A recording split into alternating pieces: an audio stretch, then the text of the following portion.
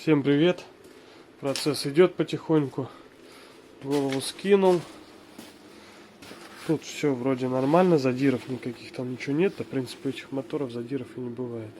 Но такой немножко износ уже есть.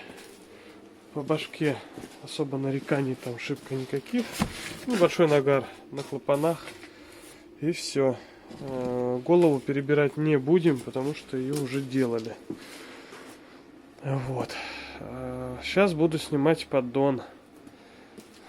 Страшно представить, что там. Но геморроя, конечно, честно, много с этим двигателем. Это не какой-нибудь 1.6 там Passat B5. Чтобы поддон снять, надо подрамник уронить немного. А подрамник что-то у меня не падает. Ну как? За счет монтажки. Вот сейчас вот поставил здесь монтажечку. Отгибаю, он нормально, отгибается.